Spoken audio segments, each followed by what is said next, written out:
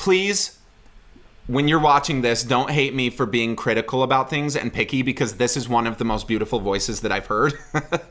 And he's doing things so well. It's just my job. So, hi, my name is Sam Johnson, and I'm a voice teacher. Today I'm going to be reacting to and analyzing José José performing El Triste and Vivo in 1970. Sorry for that pronunciation and any that is to come. Qué triste fue decirnos adiós cuando nos adorábamos más,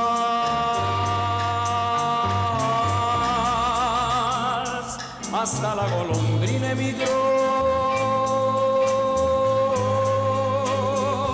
He is a great example of legato in phrase. The tone that he starts out with, which is gorgeous. He has such a pretty, like, open, resonant voice. He's holding on to all of the qualities that make that tone sound beautiful all the way through the phrase. It's not like super choppy all the way through. It's just, I'm singing pretty and I will continue singing pretty. As he goes up to that E flat, you hear just a little bit of a narrowing. It's making it so that he doesn't do the opposite, widen everything, which would encourage pulling chest. So some people feel it a lot more in their nose when they go up into that kind of an area. And da-na-na-na, compared to if he was going na-na-na-na. It's prettier. He's got a pretty voice.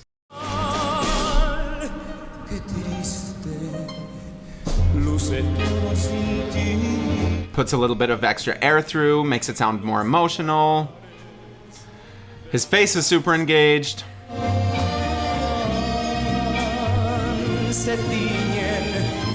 So that phrase was really cool. A lot of times if you start singing that softly, you'll kind of run out of air as the phrase continues. But he didn't start soft and super breathy. There was a little bit of extra air at the beginning, but then it kind of became a very clear tone. And it's that clarity that helped him actually maintain the rest of the phrase and grow crescendo into a louder sound and start adding a little bit of really well-controlled vibrato. If he kept it really breathy, he would be losing air so much at the beginning of the phrase that there's no way he'd be able to get through the phrase. And also the balance of air and muscle would be in a way that he couldn't really get louder with it. Like, try for yourself. If you start going, ah, try getting louder and maintaining the same amount of air. It's gonna be impossible. But if we go soft, but not breathy, you can start getting louder and adding in the vibrato without everything falling apart. I also like his round E. He's not going E.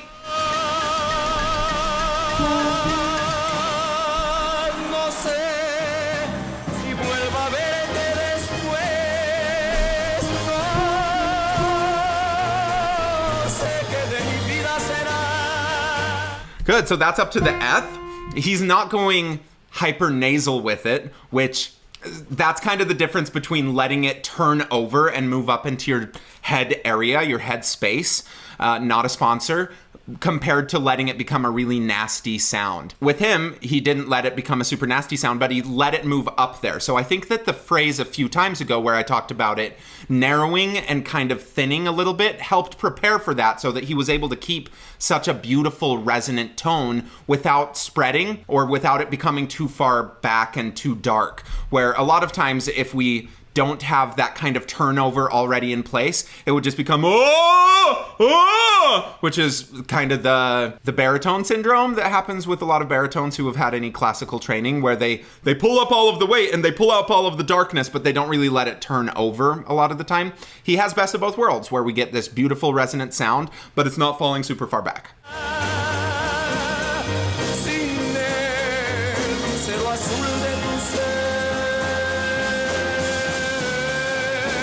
Good. The vowel is but he's not going se. He's kind of rounding everything, putting it in an shape. The is where we get the quality of tone, and then we kind of understand the word because he just moves his tongue. Se,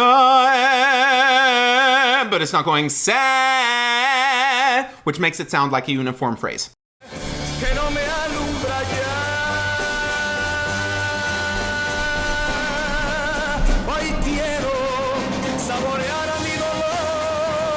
Gosh, he's gorgeous.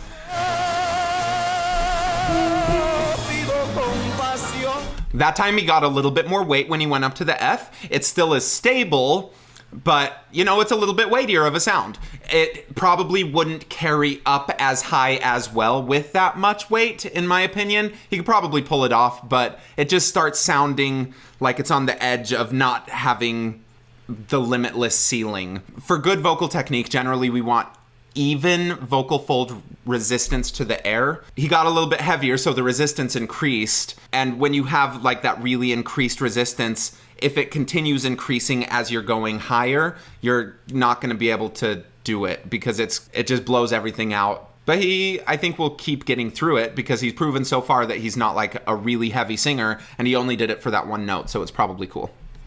Plus it's gorgeous still, and that's all that matters.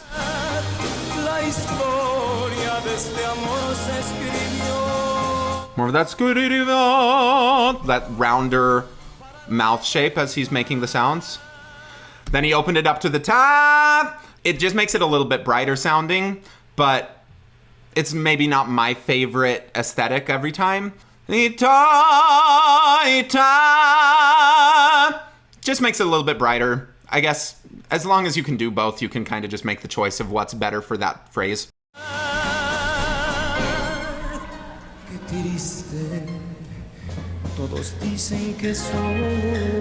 Yeah.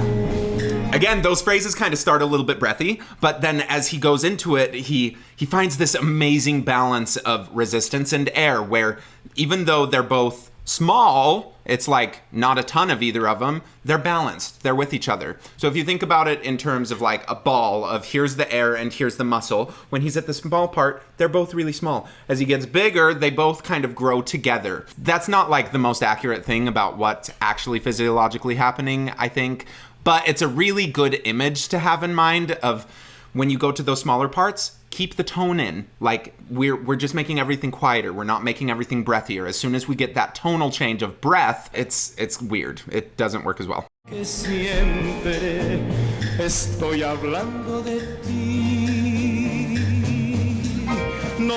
Or that E, rounded E.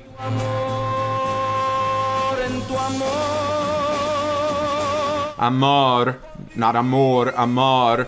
That's another thing that a lot of times when people go to an O, and this is very common in people just learning how to sing classical music and also who have been singing classical music for a long time and also all other kinds of music, but it really stands out in classical leaning or classically trained people where when they go to an O, everything falls back. It goes from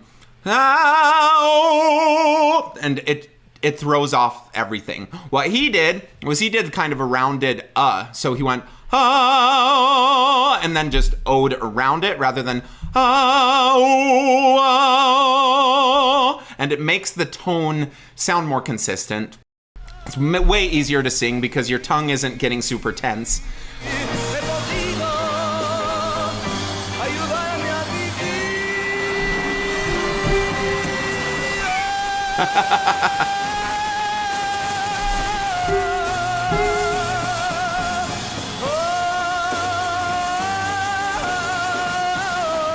That E was amazing. So beautiful. And E can be a really difficult vowel to figure out in the passaggio area, but once you figure it out, it leads everything. So he didn't try getting super, super loud with it because he knew that his next phrase, he was going to open up the vowel. So it's almost like he used that E vowel to find the placement on the G and then open it up to the A, and he maintained some of the placement. It wasn't like completely perfect transition between it. Again, though, like perfect vocal technique, sometimes it's like this castle in the sky that we just think about and it's like what we aspire to do, but he's making it work for him. And so that is perfect vocal technique for this phrase as long as it's repeatable. I definitely get in my own head a lot about, yeah, but was that perfect? Like, is that the optimal way of producing the sound?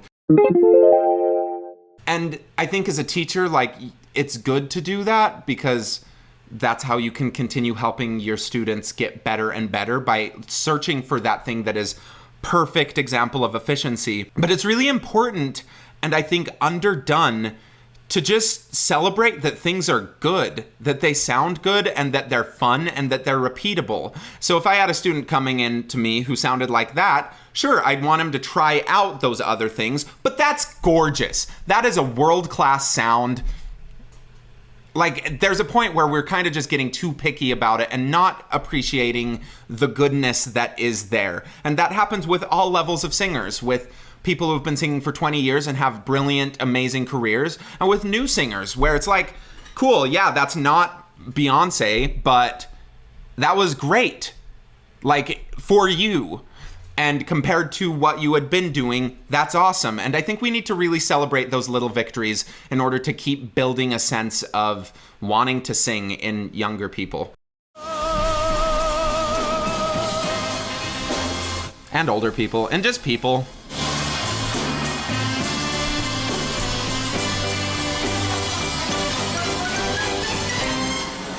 Hoy quiero saborear mi dolor.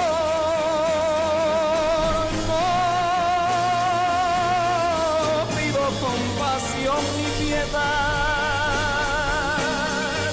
That phrase had so much O in it, and he still kept it not oh as he continued with the phrase, where it's so easy when there's repeated O's to kind of fall out of that forward place. He started it a little bit thinner in that phrase, and I think that helped him find the placement. And placement, to me, it's like a weird word because we use it all the time as voice teachers and singers, where it's like, oh, the placement was just a little bit weird. It's useful once you know what things feel like, where it's like, oh man, yeah, the placement was just up here. But we're talking about resulting sensations. We're not talking about things that like create the sound. The placement happens as a result of other things that you do. It's hard to tell someone who's never sang before to like sing with a forward placement. That it makes no sense. But once you know what a forward placement feels like, it makes a lot of sense.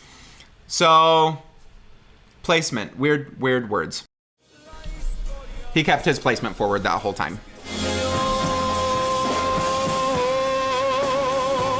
Para la eternidad.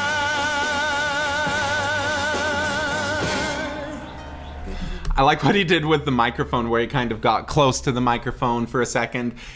I'm not even sure if he was thinking about the microphone. He probably was in that moment, just because as he got closer to it, it created a crescendo effect without him having to change anything with his voice. But he could have just gotten like taken away with his performance and is on a third dimension, another dimension that we are not a part of at this moment, and just doing his thing. But you know, I think that's a fun little trick, is playing with microphones so that you can use them to full abilities rather than just to like amplify your voice, which is a lot, but like we can use it to get tonal differences, and good microphone technique is a cool thing that like people need to practice for a long time.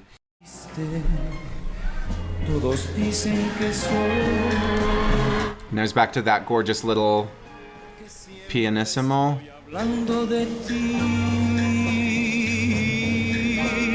No saben que pensando en tu amor, he podido ayudarme a vivir. He podido ayudarme a vivir. He podido ayudarme a vivir. Yeah, he's still not spreading into it.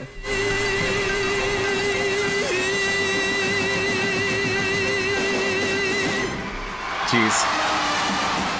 Yeah, he's stunning. On that last note, I saw a little bit of extra tension, and I think he started feeling a little bit of extra tension. Some of it was just simply because he was asking for a straight tone, and because that vowel, the E, could have used just a little extra space between his teeth. Again, gorgeous, but if we're looking for perfect, flawless technique, whatever, that is not going to create any tension and that you can sing nonstop forever, yeah, maybe we would have wanted to add a little bit of vibrato in earlier.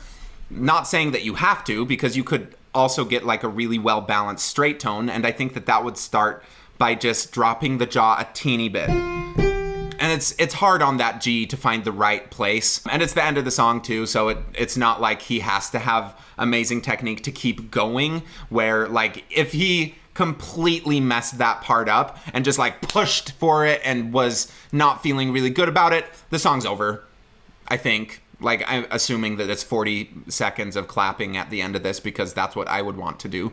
But, you know, he's awesome. And he's so gracious with accepting applause, which I think it's a hard skill. Personally, I still struggle with it a lot. Like when I'm in a situation like this, just doing a song or whatever, and there's the hold for applause, it feels like you want to kind of get off a lot of the time. But the applause, think of it as a moment that you as the artist can kind of thank the people who are there, and don't run off from that. He's very gracious. He's applauding and giving heed to his band, to the orchestra, and it's a really good skill. True professional. Thank you for watching. Please like, subscribe, leave a comment below about everything that I got wrong, and go check out my website, vocalease.net, to learn a little bit more about me. Thank you.